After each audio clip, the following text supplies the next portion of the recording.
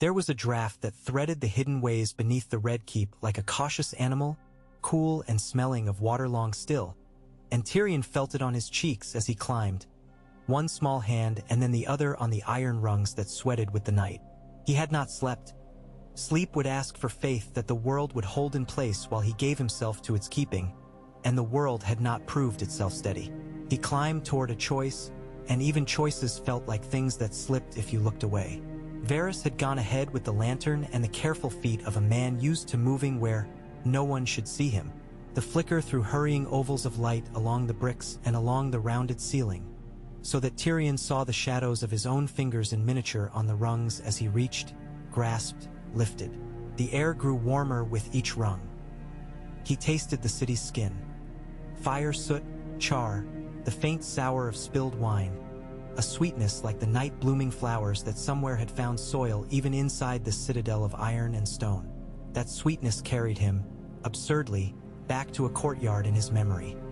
A lantern swinging under the ribboned jaw of a mule, the door to his father's solar opening with a sound like a page being sharply turned. At the top of the ladder, there was a door that had never expected a dwarf's hand but opened to it nevertheless. Varys had a key, of course. Varys had a key to any door that could be opened with a key and to a few that could not. He set his lantern on a ledge and pressed his fingers against Tyrion's shoulder with a gentle weight. "Here," he whispered, as if the stones themselves were allies that, warned, would betray them.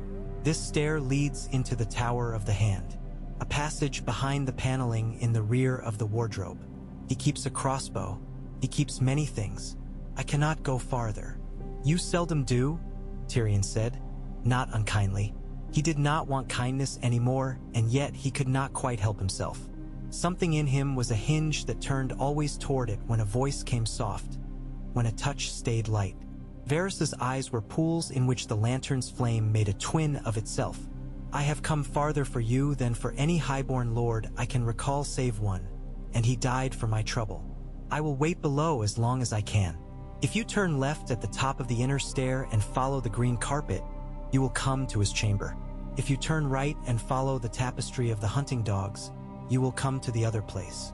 Tyrion knew which other place. He had known it as soon as Varys said he would take him to the tower rather than to the river. Knew it the way one knows the taste of a poisoned cup after one has swallowed once. He said nothing because there was nothing profitable in saying the name or in saying her name. He took up the lantern and left the eunuch without farewell.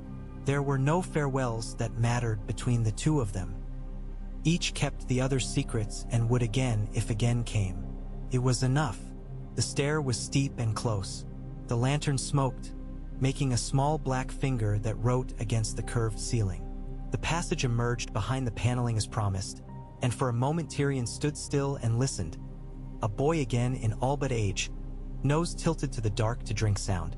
The tower had its own quiet, boards that unbent after the day's heat, the distant liquid talk of a fountain in a court, a draft moving those enormous rich curtains that had always made him think of a beast's tongue. He slid the panel enough to let himself into the wardrobe, and by the shirts that hung he knew this was a place staged for authority. No intimate, worn thing lived here. Everything was new, or if not new then maintained with fervor. The smell was expensive, leather and lavender and the faintest undernote of what a man of power believes cleanliness to be. He was smaller than everything. He had always been, but the fact presented itself anew every time a table came level with his breastbone or a chair demanded a climb. He set the lantern on the floor and opened the wardrobe door. The chamber beyond was blue with moon and with the throw of the city's torches. A pen rested precisely in a porcelain stand beside a blank sheet of parchment on the desk, as if both had been arranged not for use but to demonstrate that work would be done should work be called for. The bed had not been slept in. Tyrion saw it by the unbroken meadow of the coverlet, by the smooth square of a pillow, and some hollow in him laughed because fate had insisted on a drama here and had not been indulged. He did not go to the desk. He went to the wide casement and drew back a sliver of curtain and looked down. The moon made the roof silver, made the river a moving seam of raw metal below the bridge's crowded lamps. Somewhere a dog barked once and then again, uneasy at a night that had shifted. If he leaned farther, He could imagine he would see his own execution platform in the yard below, the scaffold stubborn as a tooth that would not be pulled. But it would be empty now. He swallowed and went to the place where he knew the crossbows were kept. He lifted one down. The wood was oiled. The string could have been a lute's. He ran his small hand along the stock and thought, almost as if the thought could be a form of prayer, that instruments could sing more than one song. He set it on the bed and stood for a long time looking at it. What song would it sing for him? A sun's song, finally, after a long winter? Or a dirge that would deepen inside his chest every year he had left? He did not know, and there it was, there in the middle of the finest room in King's Landing, the single truth he had always wanted to escape. He did not know.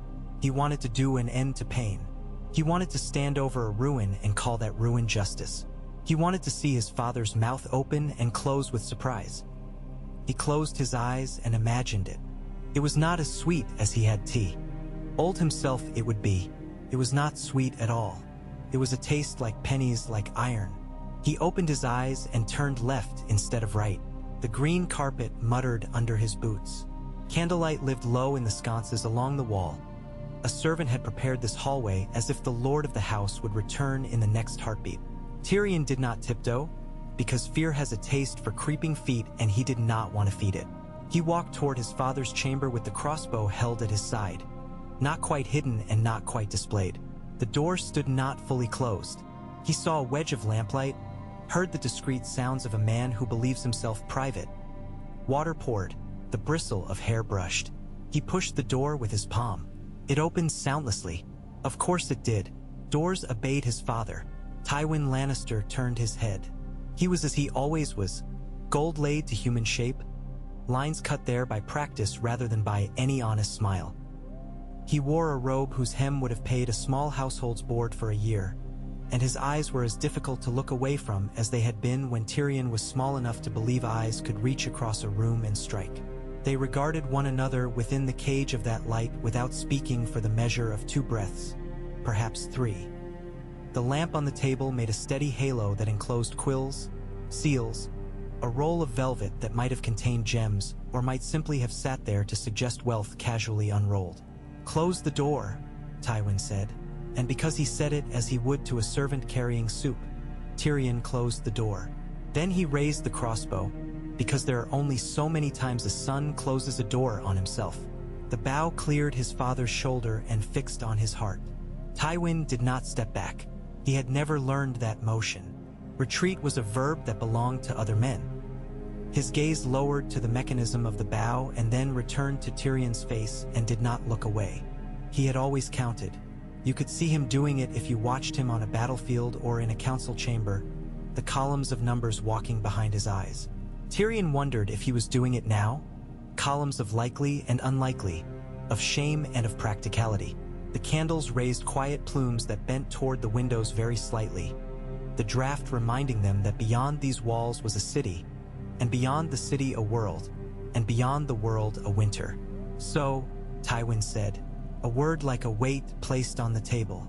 "So," Tyrion answered, because he would not be a child in this room again if it flayed him. "If you are going to shoot, shoot." It was not taunt. It was not bravado. It was a statement of method from a man for whom delay was a plague. Yet the old forged irony in it and the old forged contempt glinted beneath, and Tyrion felt anger move in him like an eel, quick and ancient and blind, as it had moved when he had been small and watching his brother be praised for a sword stroke while his own cleverness went noticed only insofar as it made a servant laugh at the wrong time. He brought the sight up to his father's throat. How intimate a target. The thought shamed him. He let the point drift lower to the fastenings of the robe and then back to the chest. He could end him. He could. He saw how, step by measured step, the bolt through ribs, the red widening, the way the great engine of that body would struggle to go on out of a kind of offended habit until finally it would not. "Would it delight you?" Tyrion asked in a voice he had not meant to make so steady. "To die knowing that the last thing you made was the very tool that undid you? Efficient, father, self-sufficient, a household that closes its own books." "No," the answer came without hesitation. "I do not delight in endings. I arrange them. There is a difference.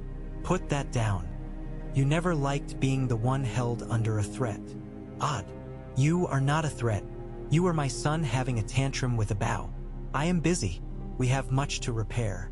Lower it. Your contempt is as drafty as ever, Tyrion said, and the bow did not lower. He took 3 steps and stopped at the edge of the rug at the center of the room.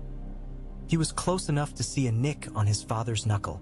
It was an obscure comfort to know the man bled from small things like any other man. Shall I list? He asked it with a drunkard's flourish, though he was sober. We could do it in alphabetical order and call that neat. Accusations. Bastards. Chains. Dwarfs. Execution. Fathers. Gold. H. He stopped with a sound in his throat that could have been a laugh and could have been a choking. I had thought to kill you. It has been a religion in me for some hours now. If you intend it, you will not speak of it at length first. Tywin moved one hand and Tyrion tensed, but the hand only went to rest atop a letter sealed with red wax. The lion pressed smooth in it. You mean to talk. So talk. Do not attempt to hurt me with words I have heard from you since you were 5. They do not draw blood. And do not speak to me of your innocence as if I care for your innocence. I care for the house. I care for order. You cannot imagine how much ugliness I have endured to give you the privilege of a room such as this in which to posture without anyone coming in to slit your throat behind you. And yet I was condemned, Tyrion said. Your house's order has a particular flavor. It tastes like me on my knees. You were judged, Tywin said, and for once there was an edge he had not sanded away. You chose to demand judgment. You knew what you were doing. You invited spectacle and you were served it. If you ask the crowd to look, do not complain when it does. And what of your part, father? What of the way you guided that spectacle? What of the way you have always guided such spectacles? You would have me marry a child and look like a monster at a table so you could play peacemaker for eyes that never see you while they sta. At me. You put me in places where a blow to my head would do you a service, and then you shrug when the blow falls and say, the world is hard. I put you where you were useful, Tywin said. You drank, you swore, you whored, and you were useful. You calmed the city once when men who had done better on fields than in streets would have thrown soldiers at stones and made a field of corpses. You made the river burn and bought us a day. You are what you are. I have employed that. Should I have put you in a sept with a book? And what am I? Tyrion asked, and put a hand to his chest so he would not scream it. Say it again, so it can echo properly at last in a room that does not smell of pine tar and horse. What am I, father? A Lannister, Tywin said. Nothing more. He did not blink. Tyrion's hands trembled. They betrayed him. It shamed him, that tremble. It made him 17 again and sick with scorn. It made him 10 and drunk for the first time on a cup stolen and swallowed only to lie down on cool flagstones and listen to the house breathe. I thought, he said slowly, because one must handle a glass blade with care. To find someone in your bed and to choke her for the neatness of it. I found sense on my way to the other door. To choke your mistress makes me no more than a joke an older man tells at a dinner with wine. To kill you would make me a story. That has always been your dream, hasn't it? To become a story safe enough to be repeated in hall after you have gone. I am not your story tonight. Tywin's attention altered. It did not soften, not with that face, but a calculation finished itself. You did not go to the other room. Sensible. He moved to the table and poured water and drank as if it were wine. He made Tyrion wait through each swallow. What do you want, then? The question tightened the skin at Tyrion's throat. It sounded dangerous and generous at once. He wanted to say, to live. He wanted to say, to be seen. He wanted to say, to owe you nothing and to punish you forever with my thriving. He set the butt of the crossbow down as if he were staking a claim and said, to be done with being your scapegoat. To not be sent where I may be killed for your convenience. To be given what is mine. To be part of the work instead of the unacknowledged repair. To not be hunted by night like a rat in your own walls.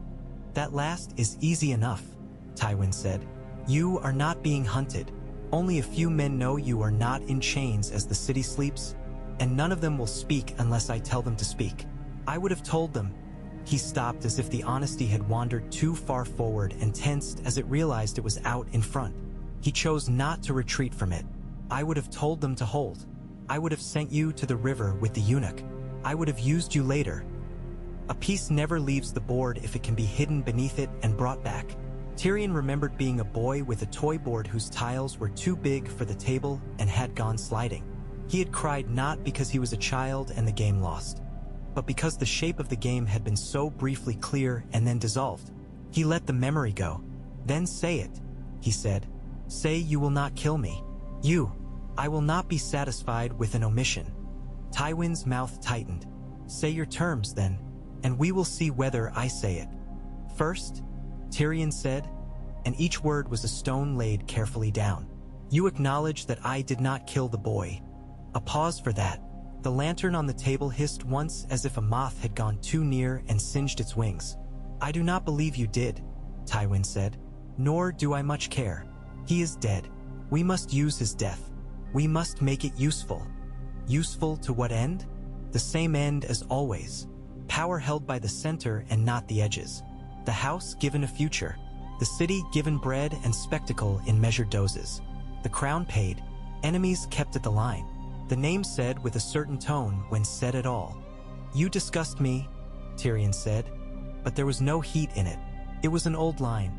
It fell from his mouth because it knew the path. I want a seat. I want to be seen in daylight at a table that matters.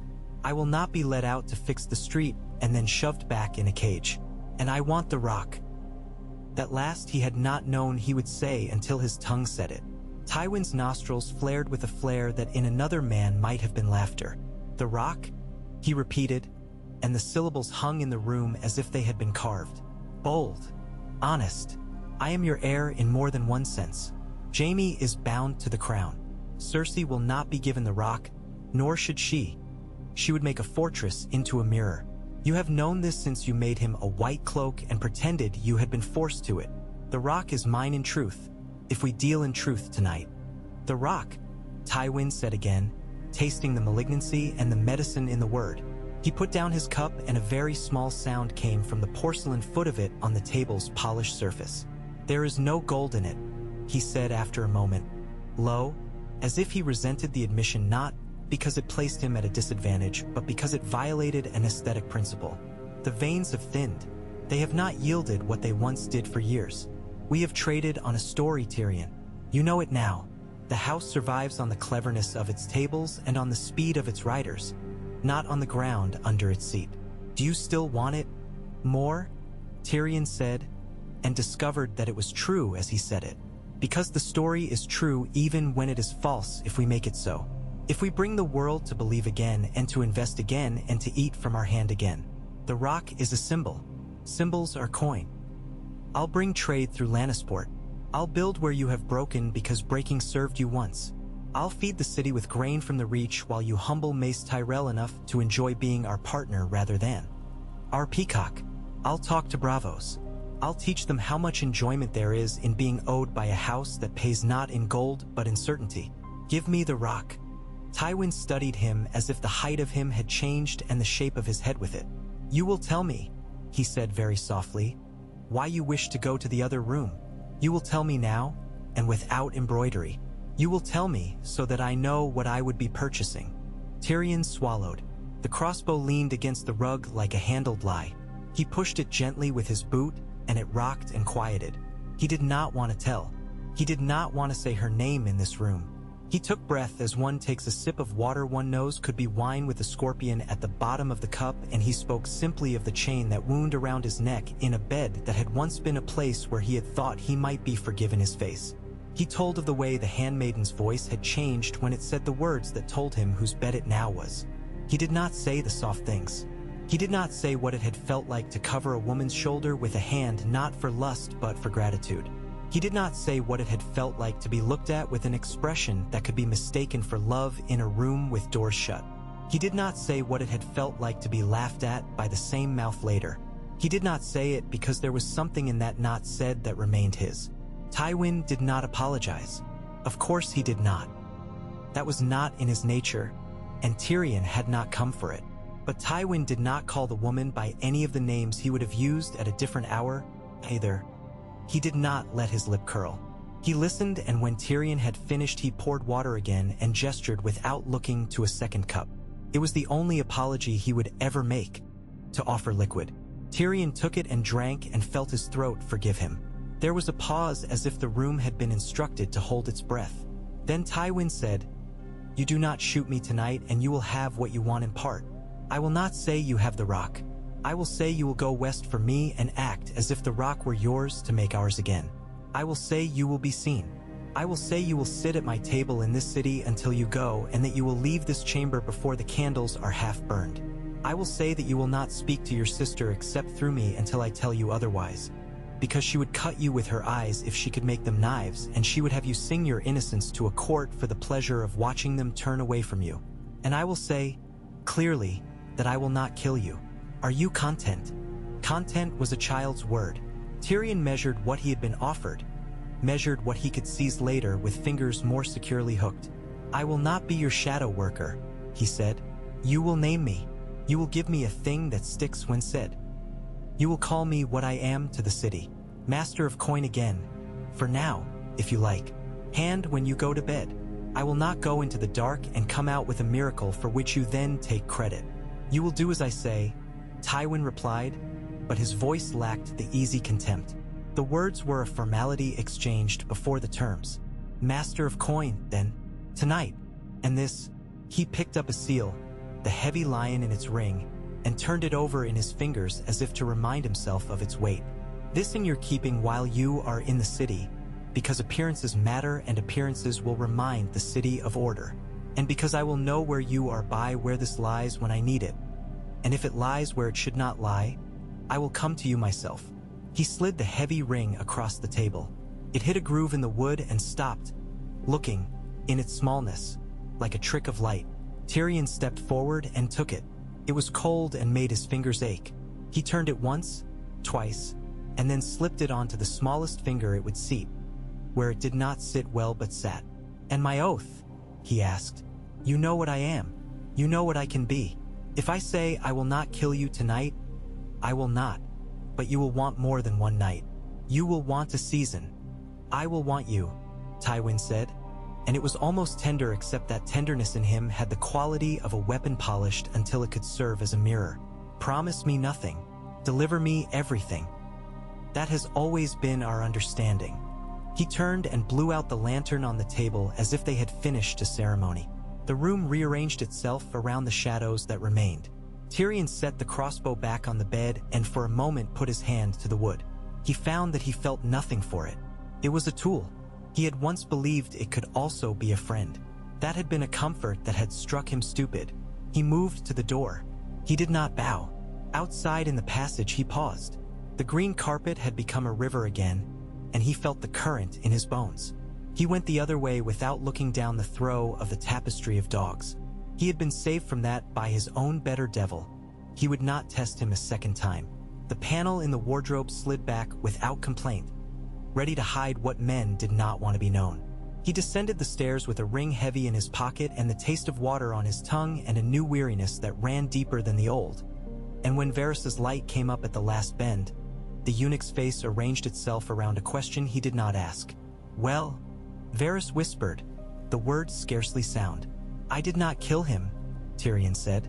It sounded flatter than he had expected. "He did not kill me. I imagine each of us views that as a concession. Mercy on both sides then. Be careful. Mercy is habit-forming.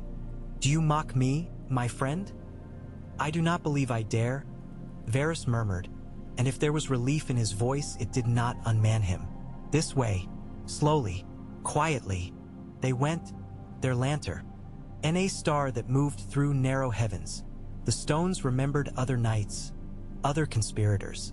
Tyrion touched the pockets of his doublet until he found the ring a third time, and then the fourth without planning to. The fifth time he forced his hand to be still. He felt the heat along his cheeks where his father's gaze had lain. He told himself, again and again, "You did not shoot." The words did not become triumph. They became a kind of promise that kept him from falling back on himself.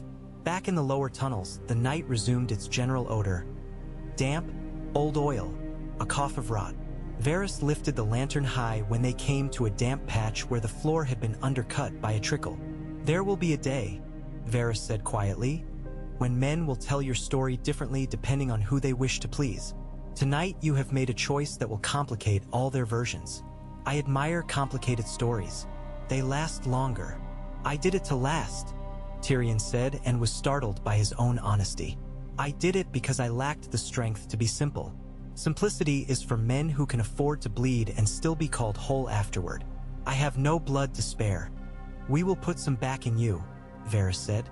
"We will find meat that is not poisoned and wine that is not a lie. We will wash you, and we will give you a shirt without holes, and we will carry you to a bed and make the bed believe it was made for you. And tomorrow when you dress, you will put on a ring. People see a ring and believe a different face is wearing the head attached to it. You will take the woman's things out of the room," Tyrion said abruptly to the dark beside them, as if the dark could answer. "You will set her on a ship. If she is wise, she will go. If she is wise, she will vanish as a drop of water vanishes into the sea." The eunuch said, "If she is not wise, I do not think I can make her so now. I will do as you wish." "Will that be another mercy?" "It will be an ending. Some end must be an ending." They emerged beneath the Red Keep like men crawling out from beneath a sleeping beast to remark to each other on their survival. The night had turned slightly by then, the air acquiring that hour's particular emptiness when even the rats sleep and the drunks blow themselves out like candles. Varys led him to a door that opened onto a little court and left him with a whispered word that might have been prayer and might have been a joke. And Tyrion climbed, alone, to a rented room a bowshot from the river where 2 candles and a basin and a chair waited like very modest courtiers who hated to be rude. He watched the reddish rout of the water down his chest. He felt the places that had been bruised by rope and by knee and by wandering hands in narrow corridors. He felt a great fatigue open in him as a stone gate opens to admit a carriage. He did not cry. Tears would have come cheap and he could not afford them. He put on a shirt that was thin but clean, and then he sat at the table and put the ring on the wood before him and looked at it until the candles guttered and one died and then the other. And still he looked, for the dark had fewer shapes for him to hurt himself on than the light did. When dawn came to the river, it did not do so with triumph. It crept along the shingles and the gutters and the bellies of the empty boats. It climbed up the walls of the fish market and found the eyes of the cats and the faces of the boys who fetched water early. And it landed on Tyrion's hands where they lay, small and stubbed and surprisingly dangerous, on either side of a ring with a lion cut into it. He did not sleep. He did not know whether he had ever slept truly in this city. He stood, stretched, felt his joints object, and went to the window and pushed aside the rag that served as curtain and stood there until the street reassembled itself into the day's business. He ate the bread Varys's boy brought him and drank the thin beer because one must begin somewhere. He waited until the bell in the sept painted in green chimed the 2nd hour, and then he dressed himself in a doublet that did not bear a stain and boots that did not betray the mud of last night, and he tucked the ring into the breast where the heart lives and went out into the city, keeping to streets where the eyes were busy. The Red Keep was a hive at all hours, but mornings had their own industry. Carts went in with kegs, out with dung. Servants carried baskets that spoke of the day's menu by their smell. Onions, fish, pepper sacks that would be counted and locked. Guards stood with the posture that suggests strength because their legs hurt and they have learned to make pain look like valor. Tyrion nodded to none and spoke to none until he reached the inner gate where the captain had been told to expect him. "Lord Tyrion," the man said with a non-committal confusion and a careful deference that made it into a title. "We were told. If you'll." Tyrion held up his hand and saw the recognition in the captain's eyes when he saw the ring. "I will see my father," Tyrion told him, and because the ring said yes and because the captain's day would be simpler if he did not make it otherwise, he was let through. Tywin had slept in the intervening hours. You could tell by the way his robe sat on his shoulders with a certain looser exactness and by the way a formal tea had been set out as if to suggest that it had always been there, always waiting, that no servant had hurried to make a place into a ritual. He looked at Tyrion's face as if measuring to see whether night had left it altered. He indicated a chair with one finger and Tyrion climbed onto it because dignity and practicality are not always friendly. A servant poured tea and Tyrion lifted the cup and inhaled the perfume of it as one might inhale before a jump into cold water. "There will be a council," Tywin said. "You will attend. You will speak when I want you to and not otherwise. You will sign WH. And I put before you. And afterward you will go west. You will go with letters. You will go with coin enough to do something and not enough to do anything foolish. You will go with men who will keep you from being cut to pieces in some landlord's stable because he believes he can sell your dwarf's head for more than your dwarf's life. Can you do that?" "I can." He could feel the cup's heat along the ridges of his fingers. "Your sister will be present. You will not look at her as if you meant her harm. You will not say anything that requires me to intervene to restore a calm that you have disturbed. Leave that to me. I will speak to her separately. She will write poison on her tongue and lick it at me," Tyrion said with an attempt at lightness that fooled neither of them. "But I shall be stone and the poison will be wasted." "You will be useful," Tywin said. "Useful is better than stone." They were interrupted by a knock that was meant to be both subtle and unignorable. Tywin spoke a word and the door opened and Jaime stood in the opening.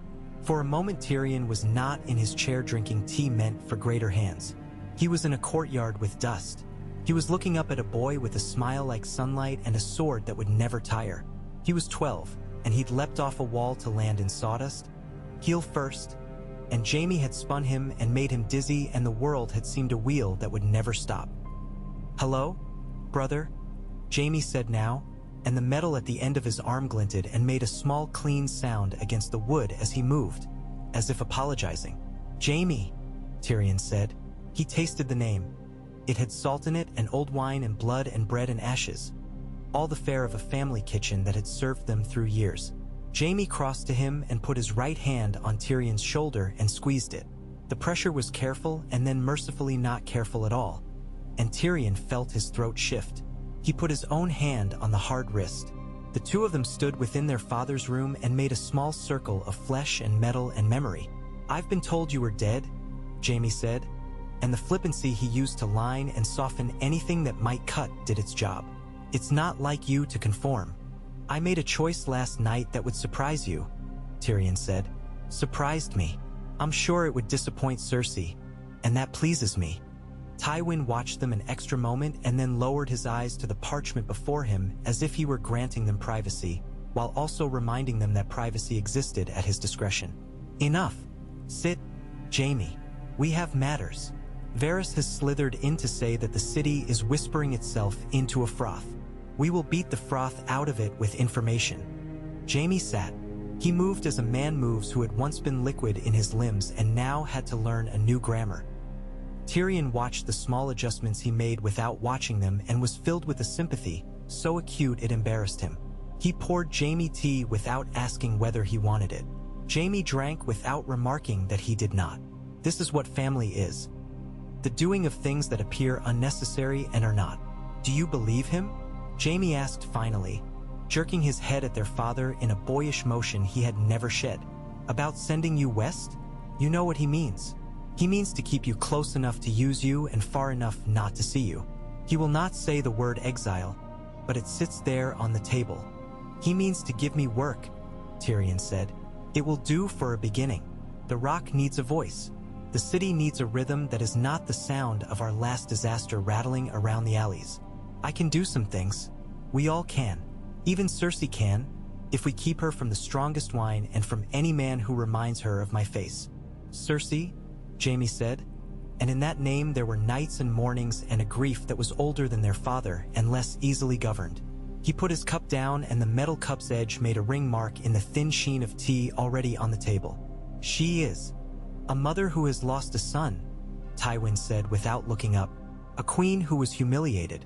A woman who believes herself smarter than she is and who is nevertheless not entirely wrong about her enemies.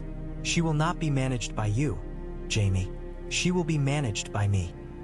And she will learn to sit quietly at a table in public and to take pride in something other than her ability to bruise. She will do those things because I will make her, and because doing otherwise would damage what she loves as much as she loves herself, her children. She will be reminded of this, as often as required." Jaime flinched slightly as if struck, then hit it with a lift of his chin. Tyrion saw it because he had always watched Jaime's face to see tides rise and fall. You ask a great deal of her. You ask a great deal of us all. I ask precisely as much as the times demand, Tywin said. No more, no less. The council convened in the solar where sunlight made a lattice on the floor through the carved shutters. Pycelle wheezed into the room dragging his robe like a dying animal. Mace Tyrell arrived enormous and smiling, pulling a glove off as if it fought with him. Varys drifted in with a smell like powdered irises and news already coiling around his tongue. Ser Meryn came in because he took up space wherever Cersei went, and Cersei came last. White as the milk she did not drink and gilded like a chalice held too often by hands that wanted to feel wealth. Tommen was kept away with a kitten and a tutor and a schedule made up by women who loved him and men who loved order. Tyrion stepped into the murmur and felt the temperature shift. A small drop. The way a room cools when a door to a winter courtyard is opened. Eyes found him. Mace stopped taking off his glove and then pretended he had been simply adjusting it. Pycelle blinked as if something had flown before him and left a smear. Varys's mouth did nothing, which was a feat. Cersei's lips parted and he saw her tongue touch her teeth. My son, Tywin said before anyone could tie any rope, and the rope slackened. He will sit. The words my son fell into the room like coins that, once minted, could not be unminted.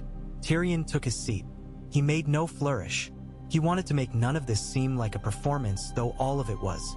They spoke of grain, of ships, of guards whose loyalty could be purchased with a small raise in the bowl that held their household bread, of the tar that had to be loaded onto barges for another purpose no one named, because to name the last time fire had run on water would be to invite memory's panic, and panic is contagious.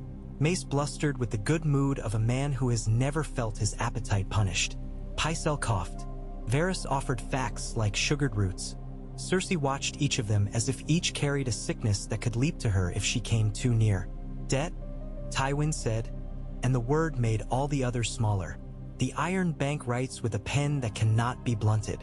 They will call if we give them reason to believe we will not pay, and the call will be a choir of crows. We will not give them that reason. We will send an envoy that is not a fool, and we will make a spectacle of our solvency. And we will arrange that the coffers appear full whether they are or are not. We will use the reach. We will use any man who likes tables and meals as much as Mace does to make the city fed and grateful. We will not, however, tie our name to any levity that suggests we fear making a difficult face when difficulty is required.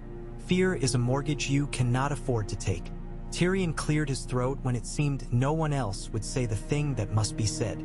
We will have to renegotiate terms with Bravos, he said, and some of the faces around the table turned toward him as they might have turned toward a cicada that had inexplicably begun to sing in the eaves. Not because we cannot honor them, but because we can honor them more profitably to ourselves if we restructure. They are not offended by arithmetic. They are offended by surprises. We will send word before they send theirs. We will show them ports we will open and duties we will adjust, and we will promise them not coin but predictability. Mace scoffed. They are bankers, he said with the jollity of a man discussing a plague he had no intention of contracting. They like to show that they bend kings. We are not bent. We are human, Tyrion said, and it was Varys who smiled, quick, as if at a clever child who had made a joke that hinted at an education. We are men and women who have found our roof leaking. We do not pretend it is raining in the rest of the world to make ourselves feel better. We fix the roof. We find richer neighbors to spend a night under until the leak is mended, and we make the night so pleasant they will wish to stay again. You're a lord, Mace. You know how hospitality can be arranged to seem like something done to guests that is actually done to hosts. The Iron Bank is not a storm. It is a neighbor with a strong house. We will make ourselves agreeable to them. And you, Cersei said, how agreeable you must have been these days in your cell, to make yourself comfortable with murder. Cersei, Tywin said, and in the single breath he took between the syllables of her name he told her where to put her poison. Enough. You will not call your brother murderer in my hearing again. He has been judged useful. I do not care for the court's opinion. They like their spectacles and then they like their breakfasts. Let them sit on their benches and rot. We will give them something else to talk of. Such as, Cersei said, with politeness so sharp it could open skin. "Your son's wedding," Tywin replied, as quick as whisper can be made ceremony. "He is not a boy who thrives on being kept from his joy.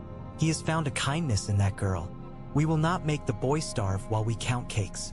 Silence again, but a different sort now. You could hear the city shift a little when a date moved. Mace's eyes brightened, Pycelle murmured. Varys tilted his head the way a bird considers wind. "And what shall we tell them of the king's first wife's fate?" Cersei asked. "Do we not owe them some name to shout at in the square to feel better about what the gods took?" "We tell them nothing," Tywin said. "We tell them that the king is a boy who has found a way to look towards life. We let them do the rest.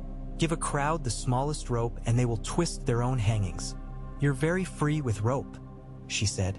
"I've always been careful with it," he answered. And for the first time a thread of temper went through his voice like a string drawn too tight. He looked at her and did not look at Tyrion. Tyrion understood the silent calculation.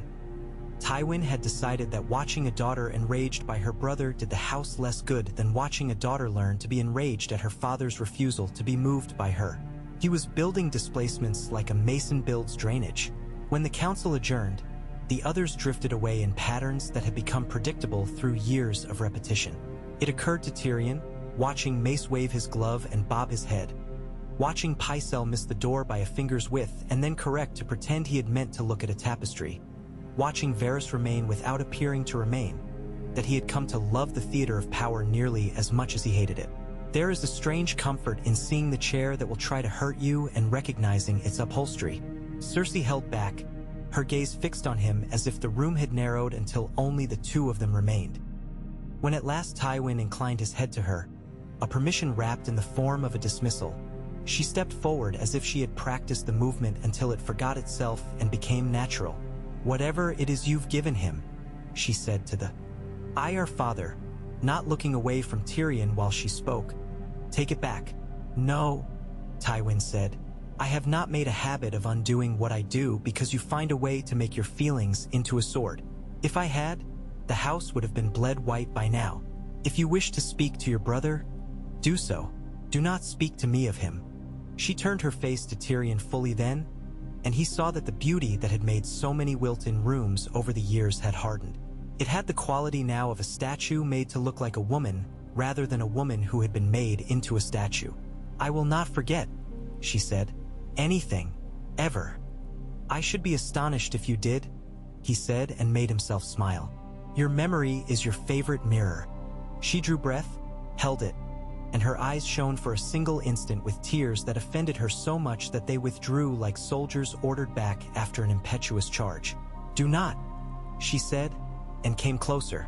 He could smell the green wine she had for breakfast, the resin of the scent she wore.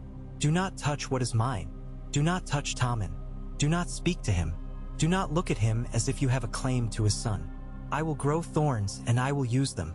I will wait if I must, but I will not sleep while you are allowed to walk this castle as if you had earned it. You are a clever disease, brother. One day I will find a bottle that will contain you and stop your breath. It will not be today because she tilted her head to their father, values what you can do with your mouth, but mouths can be stopped. Be amused now that he calls you son. The word curdles when it is forced." "Cersei," Tywin said again, and though he did not raise his voice she stood straighter as if a hand had been put between her shoulder blades. "Enough." She left with her chin high but her step not as steady as she wanted it to be. Jaime watched her go and looked to Tyrion with a question he did not ask. Tyrion shook his head. It would be a long road if road it was at all. He did not know whether they would ever arrive at a place where his sister would not wish him dead. He did not know whether he wished to arrive. Some roads are their own regions. Later, when the council's dust had settled and the servants had come to remove cups and to wipe the places where hands had left the small greases and the small crumbs that showmen have been, Tyrion went to the window of his father's solar that overlooked the court. He stood with one hand resting on the carved stone as if it were the rail of a ship and watched the people move below, and the detail of them pleased him more than their impression. The woman bent double with the basket and the way her back curved beneath the cloth, and the way a child avoided stepping in her shadow. The thin boy running and then remembering to slow when he reached the gate because running in front of guards suggests guilt. The old man with a rope over his shoulder, and each of the knots along the rope carefully spaced as if he had enjoyed the placing. The city was as careful in its untidiness as his father was in his order. "I will send a letter ahead to Lannisport," Tywin said behind him. "They will be expecting you. I will send men who know how to build and men who know how to count and men who know how to say no. You will take them and do not squander them.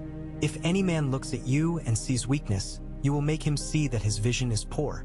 Do you understand me?" "I understand you," Tyrion said. "I would never squander anything you send me, father. You have always measured out so precisely. It would be rude." Tywin's mouth made that movement that others mistook for humor and that Tyrion knew to be a simple adjustment, like a rider turning a knee outward to steady his seat. "Do not mistake victory for license. There are no victories. There are only next hours. The first of them will require you to walk out of this room and be seen in the keep as a man who belongs here. I suggest you do it before the noon meal." "I shall. I will go to see the books and to nose at the vaults and to irritate Pycelle with a question about interest that he does not understand and will pretend to. I will find my way to the kitchens and I will speak to the women who carry the cream. Not because I love cream, but because in their talk I will hear what I need. Who is sleeping in which corridor? Who has begun to bring bread home to a man he calls uncle in the flea bottom when he is not kin? Which door hinge squeaks in the night that ought not squeak? That is how a city is carried in the hands of a family.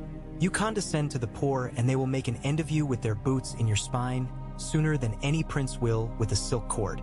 You will not lecture me," Tywin said mildly. "You will simply do it. That is enough." Tyrion inclined his head, a movement that could be mistaken for obedience if one did not watch the eyes that went with it. He left the window, left the room, left his father sitting like a gold weight on the scale at the center of the house. Outside, the corridor smelled of beeswax and of that peculiar dryness that hangs about places made for men to perform. He walked down it and allowed two bowing servants to see him and to nearly stumble when they realized they were bowing not only to a lord but to a man they thought had been banished to darkness. He liked the ripple that followed them. The way behind the wall of their faces the gossip began to arrange itself into sentences. He made for the counting rooms. Numbers steadied him when anger did not. Ink made sense in a way that hearts did not. He found the old scribe who had once complained to him about the price of lamp oil, and the man looked up and heaved a sigh that had troubling notes in it. Relief, perhaps, and fear, and a dull resignation like a man who has accepted that winter is longer than he hoped. "Lord Tyrion," the scribe said, "we were told that you would be—" He stopped. "It would help if you will tell us what to call you, and to whom to bring the keys. You will call me what you called me when I saved the city from itself, and then you will write it down in your books, so that the letters do not slide away when it suits someone that they should," Tyrion said. "Master of coin, for a while, and you will bring me the keys, and I will make sticks of wax and seals, and I will go and look at the places where we keep what we call wealth." He walked from table to table and spoke to each man and each boy who had been sent to learn his numbers by copying them for hours until their wrists ached. And he listened to the tone within their answers rather than to the content. There was truth in tones. Then he went to look at the vaults and at the places where the vaults pretended to be and at the empty places where vaults should have been if stories had been true and were not. He touched iron and he touched stone, and he ran his finger along dust and saw where a finger had run along it earlier and had not been buffed away. He asked questions that would be called small by a lord who thought only of banners and of spears. He did not ask those questions of such lords. Men who do sums answer with more soul when the sums are respected. At noon, he went to the kitchens. There is no better measure of a hold than the cleanliness of a kitchen and the mood of the women who give you your bread. The heat struck him like a hand. It was home. Roasts turned on spits. A boy with hair like a mop carried a bundle of leeks and would not have seen the king if the king had not stepped into his path. A great woman with arms like hams and eyes like knives looked Tyrion up and down and only after her inspection nodded curtly and said, "You look like a man who will ask for more than he will eat. You'll waste flesh if I let you." "I'll waste nothing," Tyrion said. "I'll taste a spoon of the stew and I will ask you whether you have enough salt to make it taste like it ought. And I will ask whether the bakers cheat us by weighing their flour with their thumbs on the scale. And you will tell me yes. And I will arrange scales that cheat in our direction because that is how one answers men who cheat. And I will ask you whether the men about the yard have begun to look thin, and you will tell me no if you fear your own position, and you will tell me yes if you care for theirs more than yours. And I will judge you by that answer more than by your stew." She stared at him and then made a sound that might have been a laugh and might have been her throat clearing. "You're his," she said. "Right down to the way you pretend to be kind when you are only being practical." "I am mine," he said, and took the spoon. The stew was better than the court deserved. When he had remade his day by these small hearths, Tyrion went to his chamber, the one assigned him again as if it had never been stripped of him. This, too, was a kind of lie that did the work of truth. A room reassumes its occupant if the occupant has the wit to walk back into it and behave as if he had never left. The servants had made a display of not knowing whether to air the bed. He shook out the linens himself, and for the first time since iron had closed over his wrists, he lay down with the intention of a sleep, and sleep came. It came not as a benevolent mist, but as a hard wooden thing that struck him and knocked him down. He went into it as soldiers go into the press, dazed and grateful. He woke to the pale light of late afternoon and to a throat so dry it made itself known before his eyes did. He drank water and left his chamber and went down into the keep as a man goes down into a town, with purpose and an openness to whatever may greet him at corners. In the gallery along the west, he met Jaime leaning against a pillar with that practiced indolence that allowed him to rest without appearing to, and they fell into step together without remark. "Do you intend to truly go to the rock?" Jaime asked after a while, as if they spoke of weather.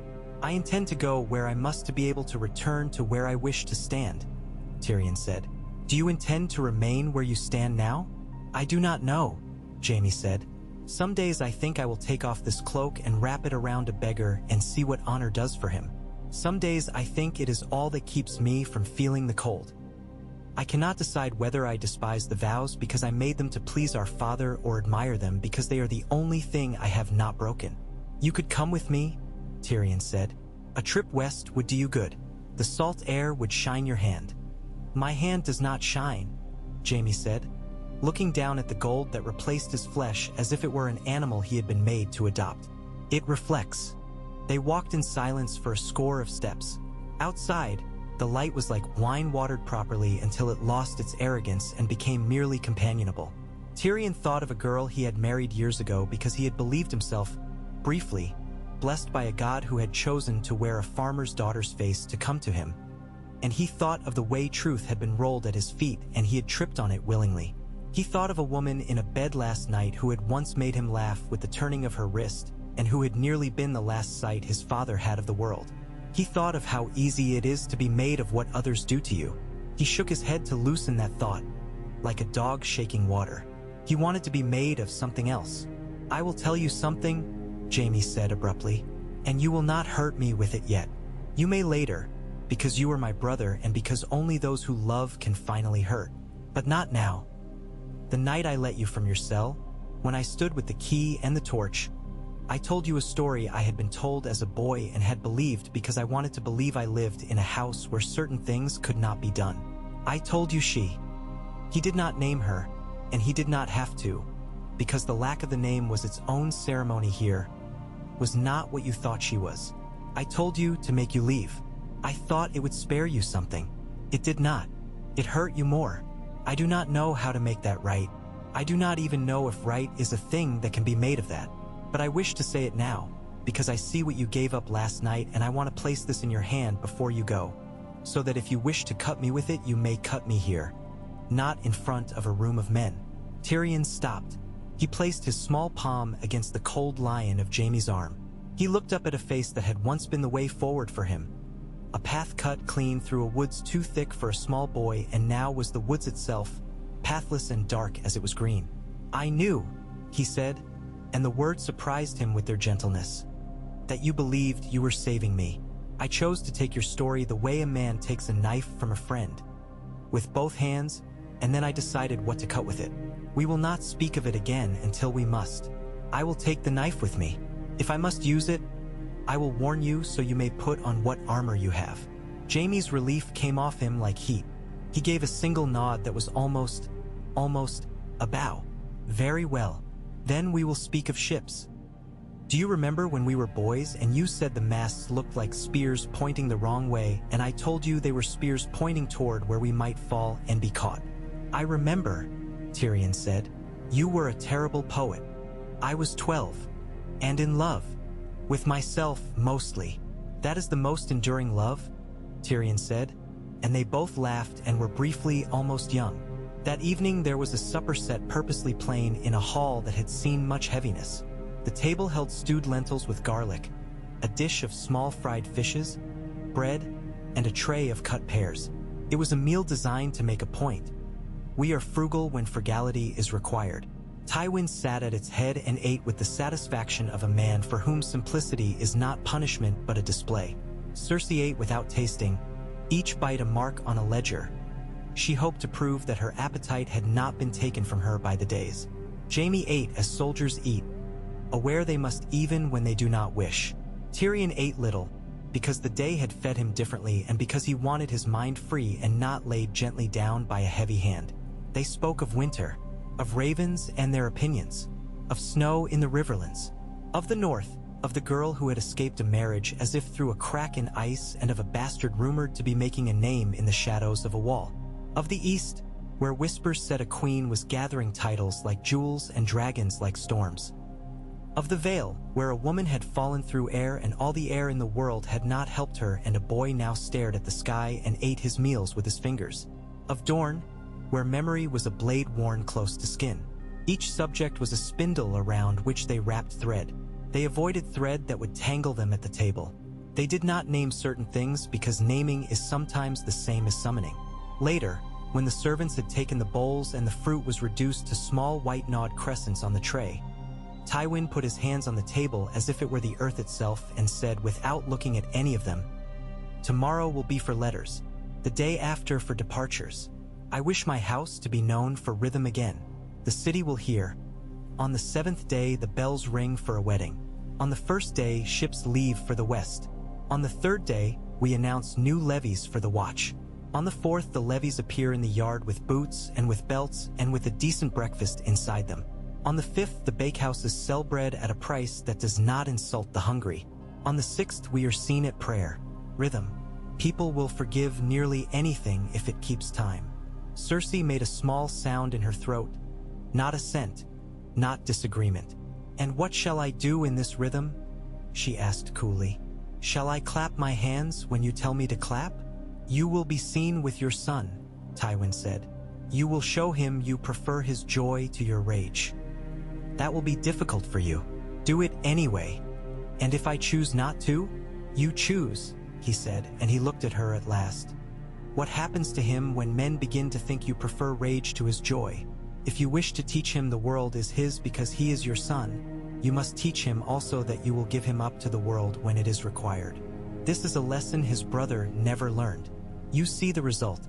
Do not play with the next crown as if it were a toy. It is a burden. Put your hands under it." "Your words are always so charming, father," she said. "You make a woman want to throw herself in a river just to hear you praise her restraint." "I do not praise restraint," Tywin said. "I expect it." They rose from the table then, and the night moved like a polished piece of wood under their feet. Tyrion went to his chamber again and thought he would not sleep and found that he could. He dreamed of the rock, not as it was, not as stories told it, but as something between the two. A dark whose edges were cut straight by men who refused to admit that stone had its own ideas about where it would lie. He dreamed a sea whose waves had a voice, not cruel, not kind, simply the voice of a law older than names. He dreamed a woman he did not name washing her hands in the sea and the salt-stinging sores he had not known he had, and he woke grateful to the sting. Days do not go by in sequence so much as they braid themselves. In the days that followed he wrote letters for his father that said his father's mind, and he wrote letters for himself that said his own, and where they contradicted he made art of it. He met with the men who would go west with him and told 2 of them he did not want them after all, and sent them away with coin, so they would not be dangerous to him when their pride bit them. He spoke with a guard whose eyes had the bruised look of a man who had not been able to afford the time to sleep, and arranged for his watch to be moved by a clock's hour to make it slightly more bearable. He sat in a chapel for a time, not because the gods would listen, but because sometimes a man must sit in a place where people sit when they wish to be remade. He poured wine for Jaime twice and listened to him talk about horses. He went to the yard and watched boys try to make their bodies do what their tutors had told them was not impossible. He sent a packet of old songs to a woman who had once laughed at his verses and had since married a brewer, because kindness is sometimes laying a piece of a past gently where a person can find it again. He did not see Shay again. He did not ask Varys whether she had gone. He had no illusions, but he had this resolve, to let that ending be an ending and not call it back and call it love. The morning he was to depart for the west dawned with a sky the color of unpolished pewter and a wind that brought the smell of the sea into the city, as if to remind him of the path his own day would take. He went to the stable yard and found the men who would ride with him checked their saddles and spoke low to their mounts. He wore a plain cloak. The ring on his finger was not plain. Things should be arranged so that people who wished to see only rings could do so, and those who wished to see only plainness could do that. It is the art of ruling to be legible in more than one handwriting. Jaime met him in the yard and took his bridle and handed him up, not because he needed lifting but because brothers should maintain their habits when they can. Cersei did not come. Tywin did. He wore no armor. His armor was the way the men in the yard shifted when he stepped into the light. He said nothing elaborate. He took Tyrion's forearm and squeezed it once. "Right," he said curtly. "I will," Tyrion said. "You too." Tywin made a short sound that, if it had been spoken by any other man, would have been called a laugh. He stood back. The gate opened. The road lay beyond it like a line one could place a coin upon and watch it roll perfectly along if one's hand were steady. Tyrion looked once more at the keep, at the banners that shook occasionally as the wind changed.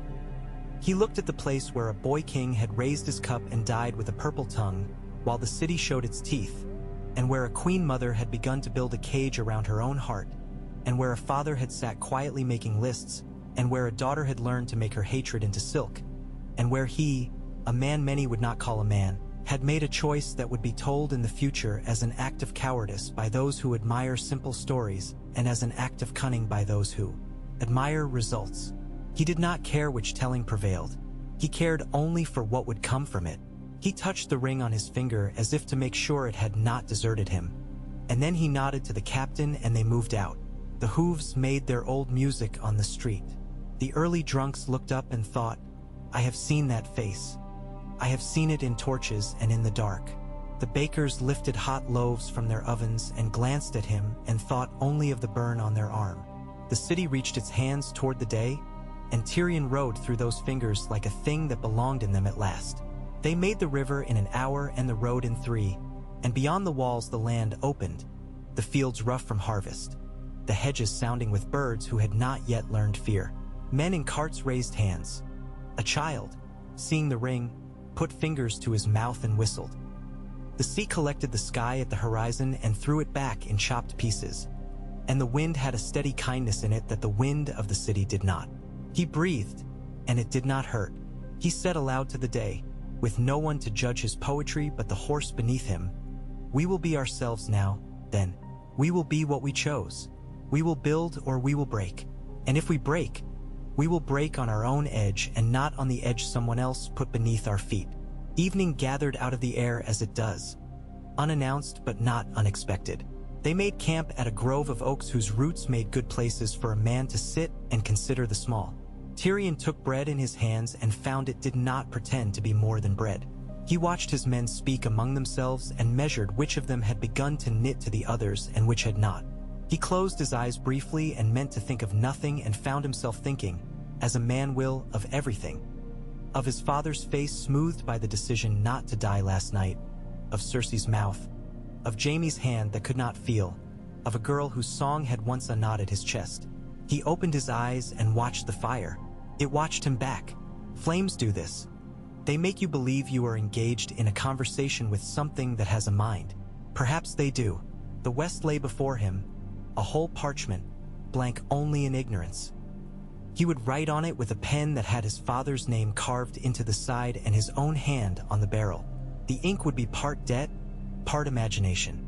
He would have to make men believe in a future quickly enough that their belief could build the thing it looked toward. that is the trick of rule, he thought, and of love, and of being a dwarf at all. Convincing the world to take the step you know is required when the ground has not yet formed beneath the boot. At the Red Keep that night, Tywin sat up late and wrote. He wrote to Mace Tyrell with sentences that made Mace feel large and useful while placing him precisely where he should be. He wrote to the Iron Bank with numbers that confessed and numbers that promised and numbers that lied politely. He wrote a letter to a lord in the Riverlands whose son had done a thing that would require chiding, and he chided him without naming the thing, which is a way to chide more deeply. He did not write to Cersei. She would be a letter he would send in person.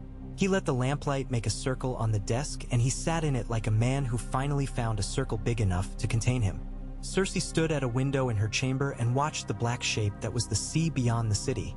Though her eyes could no more see that than they could see into the future, she cursed. She held a cup of green wine and did not drink and then drank, because it gave the hands something to do. She thought of her son and of all the things she had ever wanted and found she could not separate them. She thought of her brother riding away and wished him dead and felt the wish take on a shape that frightened her. She put the cup down hard enough to splash her wrist. She licked the wine away because it seemed foolish to waste even that. Jaime stood in the yard and watched men fight. He felt the weight of emptiness where his hand had been not as a missing but as a presence that had to be worked around. He saw a boy trip and struck the pillar behind him with the metal to make a sound that drew the boy's gaze and made him correct his footing. Sometimes a sound is help. He leaned his head back and looked at the slice of sky he could see and spoke, quietly enough, to no one. He did not kill him. Saying it felt like laying a piece of wood across a river, flimsy and perhaps foolhardy, but also the beginning of a way. In Dorne, a prince read a letter by lamplight and hummed under his breath a tune his mother had sung. In the Vale, a boy with too much air in his chest stared at the moon and thought of flying, and a man beside him smiled with a mouth that never reached his eyes and promised him a swing on the sky in the morning. In the north, the wind argued with itself. In Bravos, a banker smiled at the curve of a clause and did not smile at the rest. In a narrow room on a ship heading nowhere particularly, a woman with a bruise at her throat examined a coin she had thought would make everything different and found it did not. The world sewed itself. At the edge of the grove, Tyrion took the ring off his finger and examined the lion cut into it. He pressed the seal into wax on a letter and then into the skin of his palm and held the impression there until it hurt and then took it away. A lion had looked back at him from his own flesh. It was a trick, but whose tricks are truer than the ones we live by? He put the ring back on and lay down. The men around him spoke low and then stopped speaking. The trees held their breath. The wind moved in their leaves. The stars made their indifferent declarations. Somewhere a wolf cried out, and cats that had learned to pretend to be men in cities dreamed of fish. He closed his eyes and did the one thing he had denied himself in the room where he had not killed his father and in the room where he had not killed someone he had once believed he loved. He slept without dreaming of killing anyone at all. Morning arrived with the reasonable light of a day that had no desire to be anything more than a day. They rose, they saddled, they ate dry bread and a bit of cheese that tasted of grass as all good cheese does. They rode west. The road, which had for so long been a rumor in maps, became a succession of stones and ruts and then sometimes smooth stretches where a lord had attended to his dues. Tyrion talked to a mason riding with them, a man with a jaw like a block and a mind as particular as a sieve. They spoke of mortar. They spoke of which kinds like which walls. They spoke of the way a wall knows if it wants to stand and must be persuaded if it does not. They reached a village at noon whose houses had been built as if someone had described houses to a blind man and the blind man had dutifully made what he'd been told to make. The people stared as people always stare at anything that threatens to change the day. A girl with bread flour on her cheek put her hand to her mouth. A man with a scar along his scalp set down the stool he was carrying and did not pick it up again until Tyrion had passed. The inn had a sign painted with something that might have been a fish and might have been a sword, and he went in and sat and ordered and listened. He listened to the way they spoke about winter as if it were a neighbor who might turn out to be kind if you bent low enough to be pitied. He listened to the way they spoke of the king as if he were a boy across two fields who might come to help harvest if only he remembered his boots. He listened to the way they spoke of the Lannisters as if they were distant weather and of the sea as if it were a god that didn't bother with prayers. He learned more in an hour than he could from a tower in 3. He paid the innkeep a little more than his due, and the man bowed too low, and Tyrion did not stop him. There are times when the low bow is for the bowing man, not for the bowed to. And at last, after days like these, after nights that were not so much nights as simply the other side of day, the rock rose. He had, of course, seen it before. He had been inside its bones. He had walked through its shadow. But this was different. He came to it as a man sent to rule a story he had always been excluded from. It came to him as a creature proud of having made itself in the dark, pressing itself closer to the light than it had intended. Lannisport lay around it like cloth thrown at a statue quickly before dawn when a lover came. It failed to cover the essential lines and so emphasized them. The harbor was busy. The smell of the sea was thick with the smell of men and of fish and of rope. The shouts rose and fell in a language that had nothing to do with law and everything to do with the moving of goods. He liked it, calmed him. It did not care how tall he was. Cared whether his coin was good.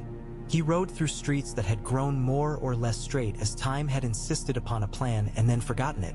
Children ran. A woman snatched a boy by his collar, thinking you can never know what a lord is thinking and not wanting to learn.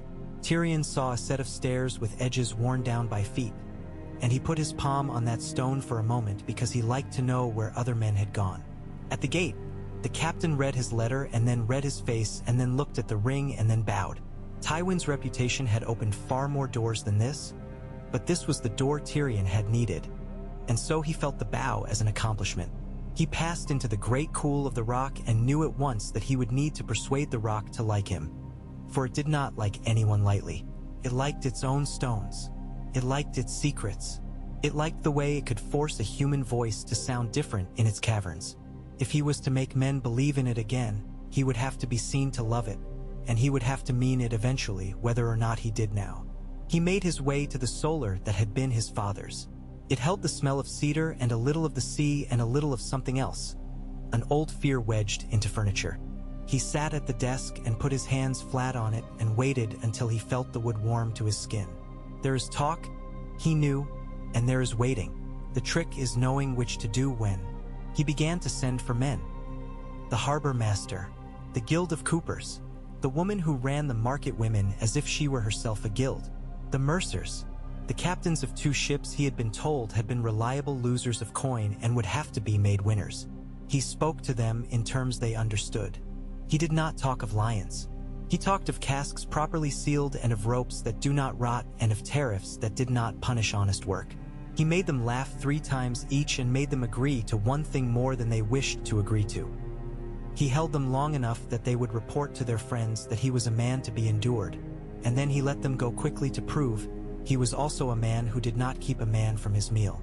Each night he wrote to his father, and each night he wrote to Jaime, and each night he did not write to Cersei. He told Tywin truths softened by the knowledge that men who like truth too hard grow brittle. He told Jaime gossip softened by the knowledge that men who like gossip too much turn into women in the eyes of those who hate men for being women. He did not tell Cersei anything. He let the silence hang between them like a piece of cloth that had been put across a doorway to keep out flies and let in heat.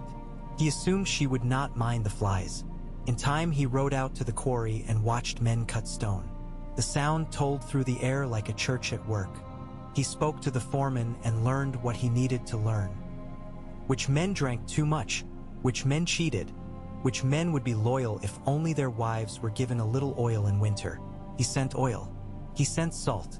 He sent letters to men who did not expect letters, and he did not send letters to those who expected them. He arranged an evening where merchants from Pentos ate salted plums at his table and were made to laugh over a joke about kings that would have been treason elsewhere and was merely daring here. He arranged to tear down a row of shacks along the East Quay where whores and thieves had kept business away from the better houses. He arranged places for the whores to go that would not throw their children into cold. He sent men to take apart a piece of the outer wall that had been taken for granted and rebuilt it with better stone and better angles. The work meant dust, and dust meant coughs, and coughs meant a few old men died. He wrote their names down and had them read aloud in the market, and he put coins in the hands of their sons. A letter came from Bravos with a curl to the S's that made the words seem to pour rather than sit. It accepted some of his terms and rejected others. It advised caution.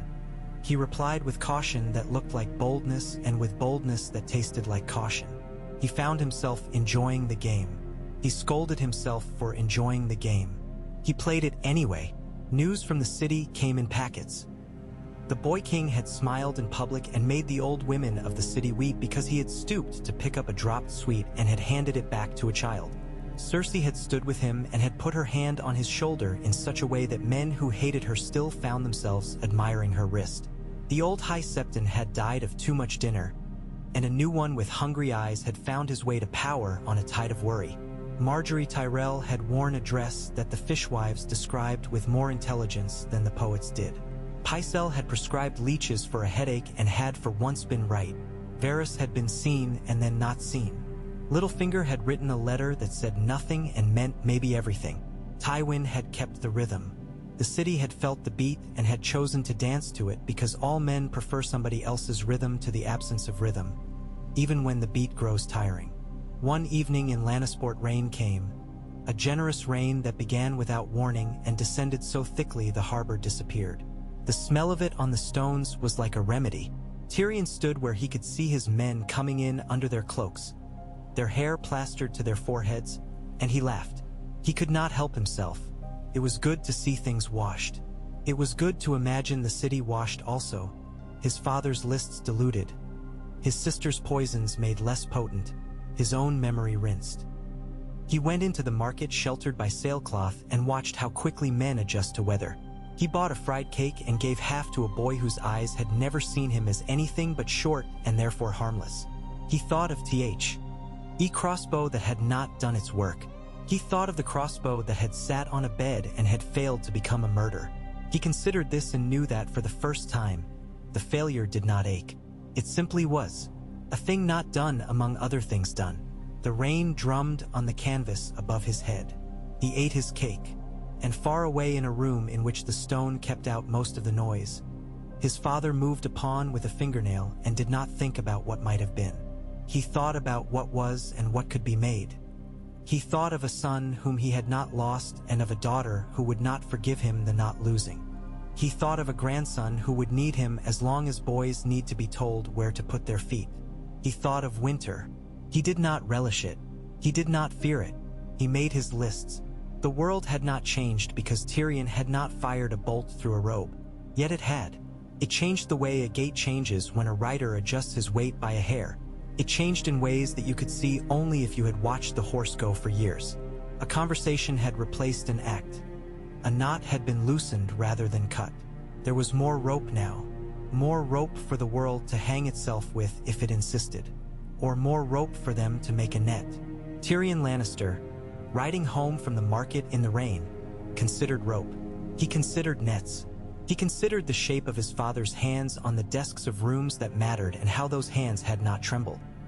He considered his own hands and how they had trembled once and had been forgiven by the morning. He thought, I am my father's son when it offers me a tool, and I am my own man when it offers me a weapon. Then he laughed at his own neatness. He rode on, the water running off his cloak, the lion ring bright as a coin in a game played at dusk.